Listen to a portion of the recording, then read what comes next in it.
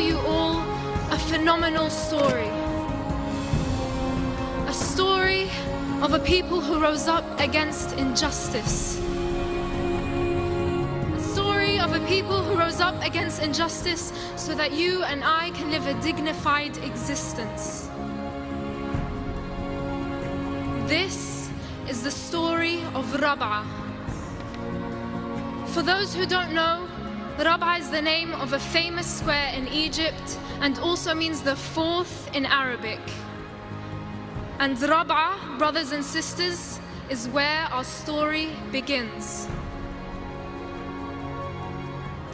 On the 3rd of July 2013, Egyptians woke up to the shocking news that a military coup had taken place in their beloved country. A coup overthrowing Egypt's first democratically elected Egyptian civilian president.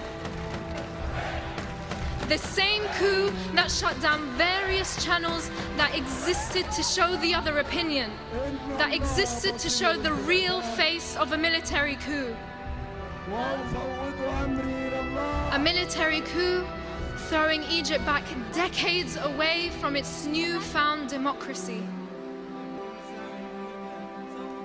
And this is where the heroes of our story come in. Egyptians from all walks of life risked their lives and decided that enough was enough. They gathered peacefully in the Rابعه Square and in all the cities and squares of Egypt for over 48 days. Why? Because they believed in freedom, they believed in democracy, and they believed in justice. Rابعه was a spectacular example of peace and unity. I want you to imagine doctors, sheikhs, students, women, men and children just like you and I protesting every day under the blistering Egyptian sun. Their stomachs rumbling with a long day's fast through the whole month of Ramadan. Their feet aching, throats parched from chanting, their voices hoarse, but above all, with a dignified smile on their faces. Because they were standing up for the truth. Because they believed in a better tomorrow.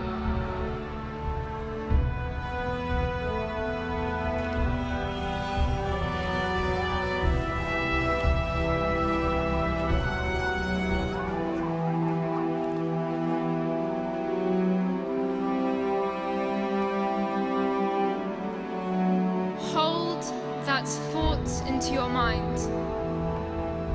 Remember the children's faces smiling as they're holding up placards saying, "Remember me." Remember the scenes of the protesters praying all night and chanting all morning. Keep that image of Rابعه in your minds as I move you on to another fateful date. The 14th of August 2013. Here, our story takes a sharp and distressing turn. That day, Egypt witnessed the worst state-led massacre in its history. We're talking about women, men, and children being killed in cold blood. We're talking about over 2,600 people being killed for no charge and no crime, except that they dared come out and call for freedom and democracy in their own country.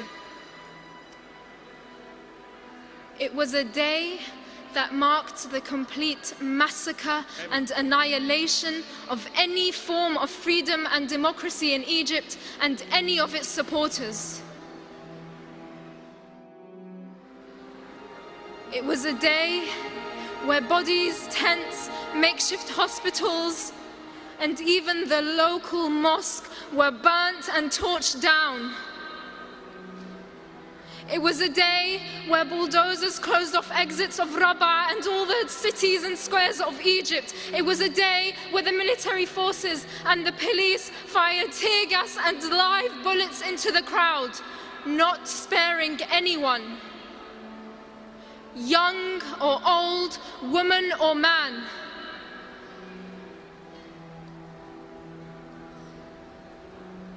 I want you to imagine a student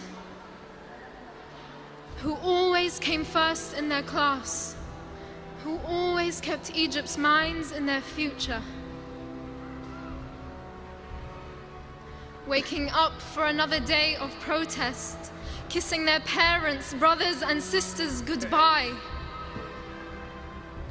not knowing it would be for the very last time. I want you to remember a man named Ahmed Asim, a man who came to convey and portray the truth through the lens of his camera. The camera that filmed his own death. I want you to feel the despair his family had felt, to replay and replay and replay his last video, wondering and asking why and what he'd done to be killed. I want you to feel the pain of the oldest grandfather who slept on Egypt's tarmac and used the pavement as his pillow, standing up to protest. Why? Because he wouldn't let his children and grandchildren live through the 60 years of oppression, humiliation, and injustice he had to live through. I want you to know of the mother who came to protest together with her 17-year-old daughter. That day, she only left with her daughter's body. She was shot not once, not twice, but 3 times. These are not just numbers. We are not just numbers.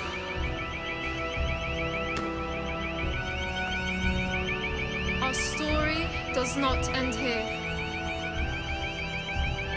You can change that ending. Our heroes did not stop asking for their rights while the military continues to violate human rights daily.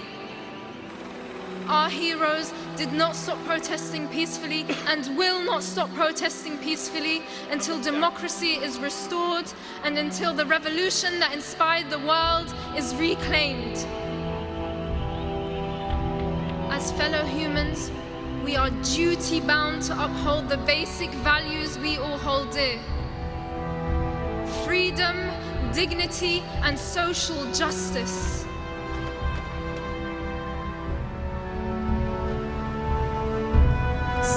I urge you to write to your local MPs, attend demonstrations, and raise awareness in your schools and universities.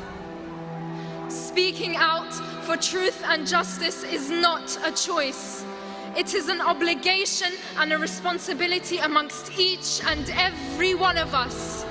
Because today here at GPU and the rest of the world, we are all Rابعه. Thank you.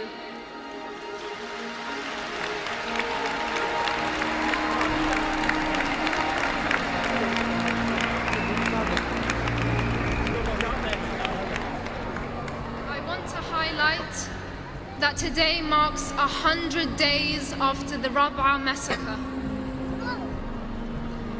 This symbol is the symbol of perseverance. It is the symbol of resistance. It is the symbol of hope. As GPU, can we all please raise our Rابعه signs for the cameras and for the world to know that we stand in solidarity with Egyptians. Thank you.